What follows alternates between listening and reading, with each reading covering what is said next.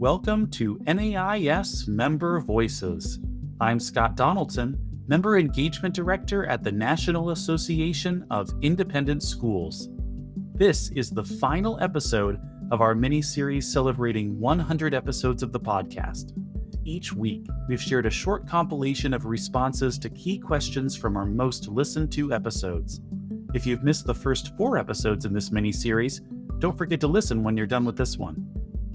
We're closing out this series with the question I typically try to end on every episode. What's your proudest moment? And the thoughtful, hardworking individuals like you who make up the independent school community certainly have a lot to be proud of. On behalf of NAIS, thank you for all the work you do, and thank you for listening. Is there a proudest moment or a greatest achievement that you could call out that sticks out in your mind? I think really the biggest achievement was coming to this school and coming into an environment where I had groups of just multiple identities, I'll call it, different groups of people who had their own story of what Grace was and that it wasn't one school together. And so turning it from multiple identities into a group moving forward in the same direction is extremely worthwhile. I think one of the jobs of a leader is to be authentically humble and know that no one does anything alone and that everything we do is really about the development and success of our students. I recently had the opportunity to revisit the school that I'd led for 8 years, and it's been now about 8 years since we left. And I was going back in order to honor and pay tribute to a campaign chair as they, installed some naming on a school facility. But the way this school did this was really remarkable in that we had created the school's first gym. And so they hosted an exhibition game for their 8th graders. And this community of board members, leaders, really parents, donors who had been able to give this school its first gym was able to sit and watch it in use and to hear from student voices what it had meant in the life of the community. That's often a source of inspiration. I think, I think leaders are often looking forward and climbing the hill and looking up at the next challenge and trying to persist. And, sometimes we need to look back over our shoulder at how far we've come and realize that, sometimes the gains day to day, don't feel so great. Sometimes you can know that a meeting, a conversation, a moment, a victory was like a real win and you get that flood of joy of yes. But I think so often the gains are incremental. And it's only when you can stop and look back that you can see, wow, we did that. I think operating a school during a time of global pandemic is within itself an achievement. I think that my proudest moment, I would certainly have to say is just not just surviving, really thriving as a school this past year. And so much of that is not because of me. I really look across our campus and what our faculty, our staff, our administrative team, what everyone did to not just survive but thrive over the past year is something I'm incredibly proud of. Street School's greatest achievement is building a kind of a community of equity and belonging for every family, staff, student. Folks come together and they can be from broadly different backgrounds with broadly different children, and they come to Spruce Street and they find relationship, they find connection, they find support, and it's a pretty special place. I'm proud of my family. It's really sustaining and important. I'm proud of my friendships that are mostly with, but not all, but mostly with folks who are folks of color working in independent schools. To be able to lean on them, to be inspired by them has felt like an important achievement. Keeping those relationships strong takes work, and putting that work in has been a really joyful endeavor.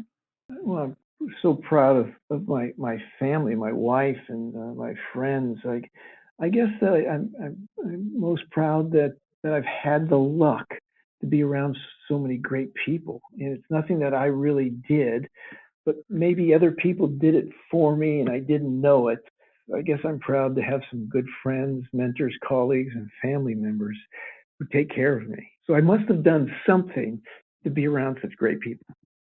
I think my greatest achievement is really, I think I see the potential in other people, and I think I've been able to help people, especially in this school, see their own potential and what they can do, and then being able to bring them together in service of a larger vision that's helped us grow as a school. And so I think what actually fulfills me the most is actually sort of nurturing the development of other people. So I guess it's teaching, just another form.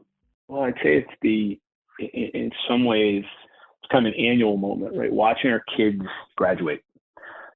I am deeply proud of our school's work with students and of the children that we send into the world, the young adults that leave us. Every graduation is a reminder of how much they are taking from us out into the broader world and how much the world needs them. I am very proud of the faculty and staff and leadership team that we have built and that we continue to build. You're always building it as people come and go.